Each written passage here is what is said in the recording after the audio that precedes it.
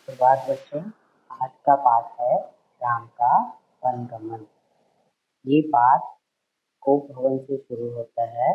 कोप भवन राजमहल का वह भवन होता है जिसमें राजमहल के कोई सदस्य जब कोप प्रदर्शित करने के लिए उस भवन में चले जाते हैं तो वो कोप भवन की अवस्था होती है। जैसा कि कहानी में रानी कैकई कोप भवन में चली गई है रुष्ट होकर के अपनी बात मनवाने के लिए। जैसा कि आप चित्र में देख रहे हैं, ठीक है। कोप भवन के घटनाक्रम की जानकारी जो है बाहर जो है किसी को नहीं थी। उस दिन का समय है जब राज्याभिषेक की सारे नगर में तैयारी चल रही थी, लेकिन ये जो कोप भवन की घटना है इसकी जानकारी अभी किसी को नहीं थी। यद्यपि सारी रात सभी जगह थे, कैकई अपने जिद पे अड़ी हुई थी। राजा दशरथ उन्हें समझाते रहे पूरी रात। नगरवासी राज्याभिषेक की पूरी तैयारी करते रहे हुए हैं और गुरु वशिष्ठ की आंखों में भी नींद नहीं थी। आखिर राम का राज्याभिषेक था। दिन चढ़ने के साथ साथ चहल पहल शुरू हो गई। हर व्यक्ति को शुभ घड़ी की प्रतीक्षा थी। शुभ घड़ी की प्रतीक्षा कौन सी शुभ घड़ी थी? राम का राज्याभिषेक। ये देखिए सभी अयोध्यावासी जो हैं तैयारी में हैं। महामंत्री सुमंत्र जो है कुछ असहज हैं क्योंकि जो है उन्होंने महाराज को शाम से देखा नहीं है। वो जो है महर्षि के पास जाते हैं और दोनों जो है महाराज के विषय में आपस में बातचीत करते हैं, क्योंकि उन्होंने शाम से जो है महाराज को देखा नहीं है। तो कुछ लोग बताते हैं कि जो है वो राज्याभिषेक का जो आयोजन है उसके संबंध में वो व्यस्त होंगे। महर्षि ने सुमंत्र को राजभवन भेजा। समय तेजी से बीत रहा था। शुभ घड़ी निकट आ रही थी। सारी तैयारियां हो चुकी थी, केवल महाराज का आना शेष था। तो सुमंत्र जो है तत्काल तुरंत जो है राजभवन जाते हैं महाराज को बुलाने के लिए। सुमंत्र कैकई के महल की सीढ़ियां चढ़ते हैं और एक अनजान डर जो है उनको घेर लेता है। अंदर पहुंचे तो उन्होंने देखा कि महाराज जो है पड़े हुए हैं बिस्तर पर और बीमार और दीनहीन अवस्था में है। सुमंत्र का मन जो है भागते हुए कैकई कहती है, चिंता की कोई बात नहीं है मंत्रीवर। महाराज जो है राज्याभिषेक के उत्साह में रात भर जागे हैं, इस कारण इनकी यह अवस्था है। वे बाहर निकलने से पूर्व राम से बात करना चाहते हैं। फिर जो है सुमंत्र कैकई से कहते हैं, कैसी बात? अब इस खंड से जो आवश्यक प्रश्न बनते हैं वो कुछ इस प्रकार है। अब उत्तर इसका बताएंगे। कोप भवन में रानी कैकई को कौन समझाता रहा? सही जवाब राजा दशरथ। सुमंत्र कौन थे? सही जवाब महामंत्री। नगरवासी किस आयोजन की तैयारी में जुटे हुए थे या कौन से आयोजन की तैयारी कर रहे थे? जलाभिषेक की, राज्याभिषेक की, पुष्प वर्षा या मेला? बताइए। सही जवाब राज्याभिषेक की। किसके राज्याभिषेक की? राम के राज्याभिषेक की। आगे की कथा सुनते हैं। मैं नहीं जानती, अपने मन की बात वे राम को ही बताएंगे। कैकई जब सुमंत्र पूछते हैं क्या कहना चाहते हैं तो कैकई कहती हैं कि मैं नहीं जानती, अपने मन की बात वो राम से ही बताएंगे, आप उन्हें बुला लाइए। राजा दशरथ भी क्षीण स्वर में यानी धीमी आवाज में राम को बुलाने की आज्ञा सुमंत्र को दे देते हैं। सुमंत्र मन ही मन कई तरह की आशंकाएं लिए हुए वहां से जाते हैं पर अपनी आशंकाओं को टालते रहते हैं। राम के निवास के बाहर अब जो है जब मंत्री वहां से निकलते हैं तो देखते हैं कि राम का जो निवास स्थान है वहां बाहर जो बहुत भारी भयंकर भीड़ लगी हुई है। लक्ष्मण भी वहीं थे। भवन को सजाया गया था, उसकी चमक दमक देखने योग्य थी। सुमंत्र को देख करके कोलाहल बढ़ गया। जैसे ही वहां सुमंत्र पहुंचे तो वहां जो लोगों की भीड़ थी और शोर सभी बढ़ गया। लोगों के लिए यह एक संकेत था राज्याभिषेक के लिए राम को आमंत्रित करने का। इसका संकेत था लोगों को कि राज्याभिषेक के लिए राम को आमंत्रित करने के लिए सुमंत्र जी यहाँ आए हैं। सुमंत्र ने कहा, राजकुमार, महाराज ने आपको बुलाया है, आप मेरे साथ ही चलें। कुछ ही पल में राम वहां पहुंच गए। लक्ष्मण भी साथ थे। दोनों भाई विस्मित थे, आश्चर्य थे। वे राजसी वस्त्रों में थे, सजे धजे थे। लोग जयकारे लगा रहे थे। पुष्प वर्षा होने लगी। राजकुमार समझ नहीं पा रहे थे कि महाराज ने उन्हें अचानक क्यों बुलाया है। लोग समझ रहे थे कि राम का राज्याभिषेक है, इसलिए राम जा रहे हैं। महल में पहुंचकर राम ने पिता को प्रणाम किया, फिर माता कैकेयी को। राम को देखते ही राजा दशरथ जो है बेसुध हो गए, बेहोश हो गए। उनके मुख से एक हल्की आवाज निकली, राम। उन्हें होश आया तब भी वे कुछ नहीं बोल सके। वो पूरा सन्नाटा छाया, पूरे कमरे में सन्नाटा छाया हुआ था, कोई कुछ नहीं बोल रहा है। तभी राम जो है अपने पिता से पूछते हैं, क्या मुझसे कोई अपराध हुआ है? कोई कुछ बोलता क्यों नहीं? फिर माता कैकेयी की ओर इशारा करते हुए लोग कहते हैं, माता आप ही कुछ बताइए। इस खंड से जो प्रश्न आपके लिए बनते हैं कुछ इस प्रकार से है। महाराज दशरथ राम से क्या नहीं कह पाए? उत्तर दीजिए। रानी कैकेयी द्वारा मांगे गए वरदान के बारे में, अपनी और कैकेयी के झगड़े के बारे में, अपनी बीमारी के बारे में, या फिर अपनी मजबूरी या लाचारी के बारे में। सही जवाब रानी कैकेयी द्वारा मांगे गए वरदान के बारे में। अगला प्रश्न, रानी कैकेयी ने दशरथ के बारे में सुमंत्र से क्या कहा? वे राम से बात नहीं करना चाहते थे। वे राम के राज्याभिषेक के उत्साह में सारी रात जागते रहे और बाहर आने से पहले राम से कुछ बात करना चाहते हैं। वे आपसे मिलना नहीं चाहते, इसलिए आप चले जाइए। वे आपके साथ लक्ष्मण से मिलना चाहते हैं। बताइए कौन सही जवाब है? हाँ, वे राम के राज्याभिषेक के उत्साह में सारी रात जागते रहे और बाहर आने से पहले राम से कुछ बात करना चाहते हैं। ये इसका सही जवाब है। आगे की कथा सुनते हैं। महाराज दशरथ ने मुझे एक बार 2 वरदान दिए थे। मैंने कल रात वही दोनों मांगे। अब यहाँ पे रानी कैकेयी जो है राम को बताती हैं कि महाराज दशरथ ने मुझे एक बार 2 वरदान दिए थे। मैंने जो है कल रात वही दोनों वर मांगे जिससे वे पीछे हट रहे हैं। यह शास्त्र सम्मत तो नहीं है, रघुकुल की नीति के विरुद्ध है। कैकेयी ने बोलना जारी रखा। मतलब वो कहती रही, मैं चाहती हूँ कि जो राज्याभिषेक है वो भरत का हो और तुम 14 वर्ष वन में रहो। महाराज से ये बात तुमसे नहीं कह पा रहे थे। महाराज जो है ये बात तुमसे नहीं कह पा रहे थे। राम जो है सुने और संयत रहे। वो धैर्य पूर्वक उनकी बातें सुनते रहे और उन्होंने दृढ़ता से कहा, पिताजी का वचन अवश्य पूरा होगा। भरत को राजगद्दी दी जाएगी। मैं आज ही वन चला जाऊंगा। राम की शांत और सधी हुई वाणी को सुनकर कैकेयी के चेहरे पर प्रसन्नता छा गई। वो खुश हो गई, उसकी क्योंकि मनोकामना पूर्ण हो गई। जैसा वो चाहती थी उसको वैसा मिल गया। राजा दशरथ सब कुछ चुपचाप देखते रहे, स्पंदहीन होकर। कैकेयी की ओर देखते हुए उनके मुख से बस एक शब्द निकला, धिक्कार।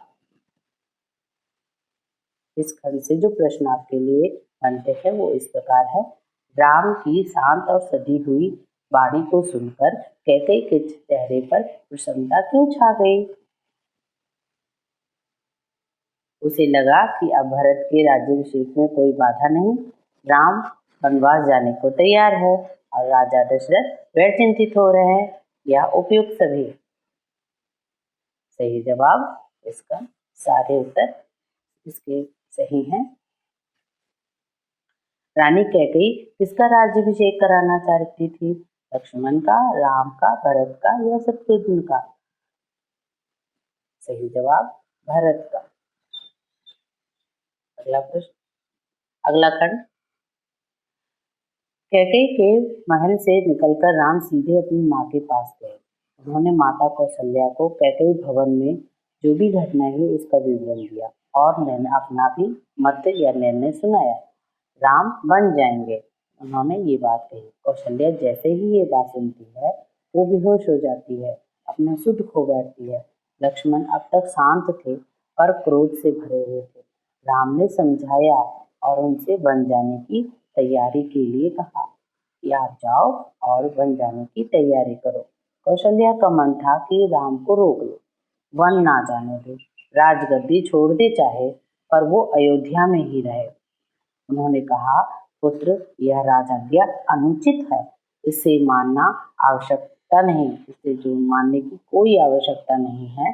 राम ने जो है उन्हें नम्रता पूर्वक उत्तर दिया, यह राजाज्ञा नहीं, पिता की आज्ञा है। उनकी आज्ञा का उल्लंघन मेरी शक्ति से परे है, आप मुझे आशीर्वाद दें। लक्ष्मण से राम का संवाद जारी रहा, आपस में बातचीत करते रहे। राम ने वन गमन को जो है भाग्यवश आया उलट फेर कहते हैं। लक्ष्मण इससे जो है सहमत नहीं थे, मतलब उनकी ये बात को नहीं मान रहे थे, वे इसे कायरों का जीवन मानते थे। उन्होंने राम से कहा, आप तो बाहुबल से अयोध्या का राज सिंहासन छीन सकते हैं भरत से, देखता हूँ कौन विरोध करता है। अधर्म का सिंहासन मुझे फिर जो है ये बात जब कहते हैं कि आप युद्ध के बल पर, अपने शक्ति के बल पर आप जो है अयोध्या में राज कर सकते हैं, तो राम उत्तर देते हैं, मुझे अधर्म का सिंहासन मुझे नहीं चाहिए। राम क्या कहते हैं, मुझे अधर्म का सिंहासन नहीं चाहिए, मैं बन जाऊंगा, मेरे लिए तो जैसा रहा सिंहासन वैसा ही बन। कौशल्या ने स्वयं को संभाला, उठी और राम को गले लगा लिया। ऐसी बातें सुनकर कौशल्या जो है स्वयं को संभालती है, खुद को संभालती है और राम जी को उठा के गले लगा लेती है। वे राम के साथ बन जाना चाहती थी, लेकिन जो है राम उन्हें मना कर देते हैं और कहते हैं, वृद्ध पिता को आपके सहारे की अधिक आवश्यकता है, माते आप जो है अयोध्या में ही रहें। कौशल्या ने राम को विदा करते हुए कहा, जाओ पुत्र, 10 दिशाएं तुम्हारे लिए मंगलकारी हों, मैं तुम्हारे लौटने तक जीवित रहूंगी। कौशल्या भवन से निकलकर राम जो है सीधे सीता के पास गए। उन्होंने सीता को भी कैकेयी भवन में हुए सारी घटना की हाल बताते हैं और उनसे भी विदा मांगते हैं और माता पिता की आयु का उल्लेख करते हुए अयोध्या में ही रहने का उनसे अनुग्रह करते हैं, उनकी सेवा करने के लिए उनसे आग्रह करते हैं और कहते हैं, प्रिय, तुम निराश मत होना, 14 वर्ष के बाद हम फिर मिलेंगे। राम के वन गमन का समाचार तब तक सीता के पास नहीं पहुंचा था। राम को देखकर कुछ अनिष्ट की आशंका जरूर हुई उन्हें। राम ने विदा मांगी तो सीता जो है व्याकुल हो गई, क्रोधित भी हुई, निर्णय पर प्रतिवाद भी किया। राम नहीं माने तो सीता ने उनके साथ जंगल जाने का प्रस्ताव रखा। सीता ने कहा, मेरे पिता का आदेश है कि मैं छाया की तरह हमेशा आपके साथ रहूं। अंततः राम को उनकी बात माननी पड़ी। तभी लक्ष्मण भी वहां आ गए, वह भी साथ जाने को तैयार थे। राम ने उन्हें भी इसकी स्वीकृति दे दी, शीघ्र तैयारी करने को कहा। राम चाहते थे कि सीता वन ना जाए। उन्होंने एक बार और प्रयास किया समझाने का सीता जी को कि वो अयोध्या में ही रहे। वे इसकी अनुमति तो दे चुके थे कि आप वन चलो, लेकिन फिर भी वो एक प्रयास और करना चाहते थे। इसलिए उन्होंने कहा, सीते, वन का जीवन बहुत कठिन है, ना रहने का ठीक स्थान है, ना भोजन का ठिकाना, कठिनाइयाँ भी कदम कदम पर हैं। तुम महलों में पली हो, ऐसा जीवन कैसे जी सकोगे? सीता ने जो है कोई उत्तर नहीं दिया, मुस्कुरा दी। उन्हें पता था कि राम अपने दिए वचन से पलट नहीं सकते। राम वन जा रहे हैं, यह समाचार पूरे नगर में फैल चुका था। नगरवासी दशरथ और कैकई को धिक्कार रहे थे। कुछ देर पहले तक जहाँ उत्सव की तैयारियां थी, वहाँ उदासी ने घर कर लिया। सड़कें गीली थी, लोगों के आंसुओं से। सबकी इच्छा थी कि राम सीता वन ना जाएं। वे वे उन्हें रोकना चाहते थे, पर वे बेबस थे। राम और राम, सीता और लक्ष्मण जंगल जाने से पहले पिता का आशीर्वाद लेने गए। महाराज दशरथ दर्द से करा रहे थे। तीनों रानियां वहीं थीं, मंत्री भी आसपास थे। मंत्रीगण रानी कैकेयी को अब भी समझा रहे थे। क्षुब्ध थे, पर तर्क का साथ नहीं छोड़ना चाहते थे। ज्ञान, दर्शन, नीति, रीति, परंपरा सबका हवाला कैकेयी को दिया, लेकिन कैकेयी जो है अपनी जिद पर अड़ी रही। राम ने कक्ष में प्रवेश किया तो दशरथ में जीवन का संचार हुआ। वे उठकर बैठ गए। उन्होंने कहा, पुत्र, मेरी मति मारी गई है।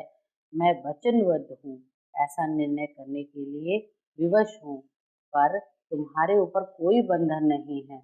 मुझे बंदी बना लो और राज संभालो। यह सिंहासन तुम्हारा है, केवल तुम्हारा। पिता के वचनों ने राम को झकझोर दिया। वे दुखी हो गए, पर उन्होंने नीति का साथ नहीं छोड़ा। उन्होंने कहा, पिताजी, आंतरिक पीड़ा आपको ऐसा करने पर या कहने पर विवश कर रही है। मुझे राज्य का लोभ नहीं है, मैं ऐसा नहीं कर सकता। आप हमें आशीर्वाद दें और हमें विदा करें। विदाई का दुख सहन करना कठिन है, इसे और ना बढ़ाएं।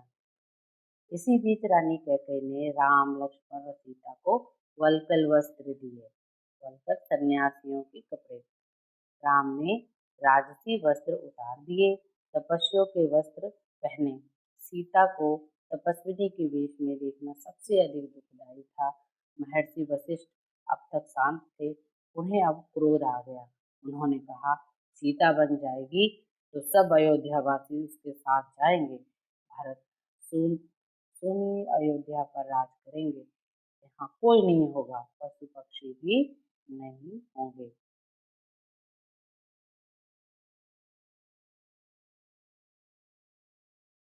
एक बार फिर राम ने सबसे अनुमति मांगी। आगे आगे राम, उनके पीछे सीता और उनके पीछे लक्ष्मण चल पड़े। महल के ठीक बाहर मंत्री सुमंत्र रथ लेकर खड़े थे।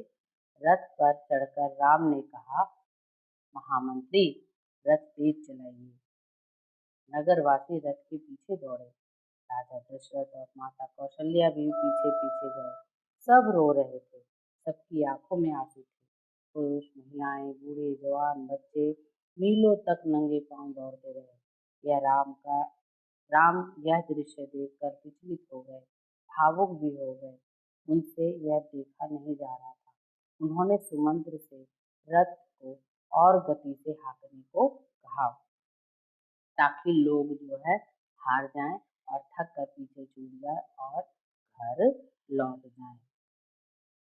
राजा दशरथ लगातार रथ की दिशा में नजरें गड़ाए रहे, खड़े रहे, जब तक रथ आंखों से ओझल नहीं हो गया। रथ दिखना बंद हुआ तो वे धरती पर गिर पड़े। रथ दिन भर दौड़ता रहा। वन अभी दूर था। तमसा नदी के तट तक पहुंचते पहुंचते शाम हो गई। वनवासियों ने रात वहीं बिताई। वनवासी कौन हो गए थे अब? राम, लक्ष्मण और भरत जो है, क्योंकि वन जा रहे थे इसलिए उन्हें वनवासी कहा गया है। वनवासियों ने रात वहीं बिताई। अगली सुबह वे दक्षिण दिशा की ओर चले।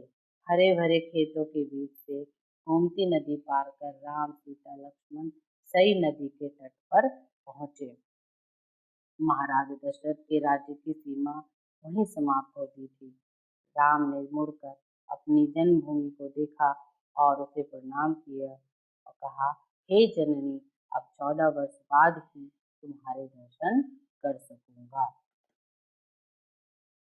अब इससे संबंधित जो प्रश्न आपके बनते हैं कुछ इस प्रकार से है। उत्तर दीजिए। राम के वनवास जाने के विचार से लक्ष्मण सहमत क्यों न थे? वे साथ जाना चाहते थे। वे चाहते थे कि राम को अपने शौर्य के बल पर राज्य सिंहासन पर बैठना चाहिए। वे माँ कैकेयी से बात करना चाहते थे। वे चाहते थे कि भरत से साफ और स्पष्ट शब्दों में बात की जाए। बताइए कौन सा उत्तर सही होगा? हाँ, सही जवाब। वे चाहते थे राम को अपने शौर्य के बल पर राज सिंहासन पर बैठना चाहिए। अगला प्रश्न, महाराज दशरथ के राज्य की सीमा कहाँ समाप्त होती थी? गंगा नदी, चित्रकूट, सई नदी या इनमें से कोई नहीं? हाँ, बिल्कुल सही। सही जवाब है सई नदी के तट पर। आगे देखते हैं। शाम होते होते वे गंगा के किनारे पहुंच गए। श्रृंगवेरपुर गांव में। शाम होते होते गए श्रृंगवेरपुर गांव पहुंचे गंगा के किनारे। वहां जो है निषाद राज गुरु ने उनका स्वागत किया और उनके अतिथि के रूप में युवराज के अतिथि के रूप में उन्होंने वहीं पर रात भर विश्राम किया। वन क्षेत्र आ गया था। नदी बस पार करनी थी। नदी के उस पार वन था और इधर पहुंच चुके थे। अगली सुबह राम ने महामंत्री को समझा बुझाकर वापस अयोध्या भेज दिया। दोनों राजकुमारों और सीता ने नाव से नदी पार की। समुद्र तट पर सुमंत्र तट पर खड़े रहे। सुमंत्र मंत्री जो थे वो तट पर तब तक खड़े रहे जब तक उन्होंने वनवासियों ने जो है नदी नहीं पार कर ली। वनवासियों के नदी पार करके ही वो वापस अयोध्या के लिए लौट गए। सुमंत्र का खाली रथ अयोध्या पहुंचा तो लोगों ने उन्हें घेर लिया। वे राम के बारे में जानना चाहते थे। सुमंत्र बिना कुछ बोले सीधे राजभवन गए। राजा दशरथ कौशल्या भवन में थे और कैसी अवस्था में थे? बिल्कुल बेचैनी की अवस्था में, बहुत बेचैन थे और समुद्र की प्रतीक्षा में थे। उन्होंने कहा, महामंत्री, राम कहाँ है? सीता कैसी है? लक्ष्मण का क्या समाचार है? वे कहाँ रहते हैं? क्या खाते हैं? सुमंत्र की आंखों में आंसू थे। उन्होंने एक एक कर महाराज के सभी प्रश्नों का उत्तर दिया। सुमंत्र को पता था कि दशरथ को इन उत्तरों से संतोष नहीं होगा। महाराज की बेचैनी बनी रही, बढ़ती गई। वनगमन के 6ठे दिन दशरथ ने प्राण त्याग दिए। राम का वियोग उनसे सहन नहीं हो सका। दूसरे दिन महर्षि वशिष्ठ ने मंत्री परिषद से चर्चा की और सबकी राय ली और सबकी राय यही थी कि राजगद्दी खाली नहीं रहनी चाहिए। तो यह तय हुआ कि भरत को तत्काल अयोध्या बुलाया जाए। इसके लिए घुड़सवार दूत रवाना किए गए और इस निर्देश के साथ उसे रवाना किया गया कि वो अयोध्या की घटनाओं के संबंध में मौन रहेगा। मतलब जो भी घटना अयोध्या में घटी है उसके बारे में वो कुछ नहीं कहेगा। ये पाठ समाप्त होता है। इससे संबंधित जो कठिन शब्द हैं, इस पाठ से संबंधित जो कठिन शब्द हैं कुछ इस प्रकार से हैं। विस्मित, हैरान, स्पंदहीन, बिना हिले डुले, विवरण, हाल, उल्लंघन, न मानना, तत्काल, तुरंत या उसी समय, असहज, अस्वाभाविक, प्रतिवाद, विरोध, बाहुबल, बाजुओं की ताकत, सहमत, एकमत होना, अनिष्ट, हानि, चर्चा, बातचीत, वियोग, विक्षोभ या अलग होना। इस तरह से जो प्रश्न उत्तर आपके बनते हैं कुछ इस प्रकार से है। रानी कैकेयी ने राजा दशरथ के बारे में सुमंत्र से क्या कहा? सही उत्तर, वे राम के राज्याभिषेक के उत्साह में सारी रात जागते रहे हैं और बाहर आने से पहले राम से कुछ बात करना चाहते हैं। अगला प्रश्न देखिए, राम के वनवास जाने के विचार से लक्ष्मण सहमत क्यों न थे? क्योंकि वे चाहते थे कि राम को अपने शौर्य के बल पर राज सिंहासन पर बैठना चाहिए। अगला प्रश्न देखिए, महाराज दशरथ की राज्य की सीमा कहाँ समाप्त होती थी? महाराज दशरथ के राज्य की सीमा सई नदी के तट पर समाप्त होती थी। सई नदी उत्तर भारत में बहने वाली एक नदी है। भारत के उत्तर प्रदेश राज्य में बहती है और सई नदी गोमती नदी की मुख्य सहायक नदी है। अगला प्रश्न, रानी कैकेयी ने दशरथ के बारे में सुमंत्र से क्या कहा? वे राम के राज्याभिषेक के उत्साह के बारे में कहती हैं कि सारी रात जागते रहे, बाहर आने से पहले जो है राम से कुछ कहना चाहते हैं। राम की शांत और सधी हुई वाणी सुनकर कैकेयी के चेहरे पर प्रसन्नता क्यों छा गई? उसे लगा अब जो है भरत के राज्याभिषेक से कोई बाधा नहीं, राम वनवास जाने को भी तैयार हैं। राजा दशरथ व्यर्थ चिंतित हो रहे हैं, इसलिए प्रसन्न हो गई। राजा दशरथ ने राम से क्या आग्रह किया? राजा दशरथ ने राम से कहा कि यह सिंहासन तुम्हारा है, तुम मुझे बंदी बना लो और राज संभालो। राम ने सीता के वन जाने के लिए क्या तर्क दिए? सीता ने राम के साथ वन जाने के लिए तर्क देते हुए कहा कि मुझे पिताजी ने आदेश दिया था कि मैं छाया की भांति सदा आपके साथ रहूं, इसलिए मैं आपके साथ वन जाऊंगी। अगला प्रश्न, राम ने सीता को अयोध्या में ही रहने के लिए क्यों कहा?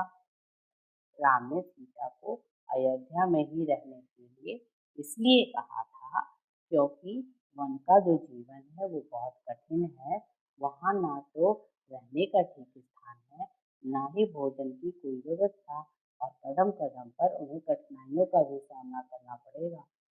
और कहा कि तुम तो महलों में पली हो, ऐसा जीवन तुम नहीं जी पाओगे, इसलिए तुम्हें अयोध्या में ही रहना चाहिए। अगला प्रश्न, राम के वनगमन के दृश्य का वर्णन कीजिए। राम, लक्ष्मण और सीता जब सबसे अनुमति लेकर के वनगमन को निकले तो नगरवासी भी उनके रथ के पीछे दौड़ने लगे। राजा दशरथ और कौशल्या को भी जो राजा दशरथ और कौशल्या भी उनके पीछे पीछे गए। उन सब की आंखों में आंसू थे। पुरुष, महिलाएं, बूढ़े, जवान, बच्चे मीलों तक नंगे पैर दौड़ते रहे। यह देख राम भी जो है भावुक हो गए। उन्होंने सुमंत्र से रथ को और तेज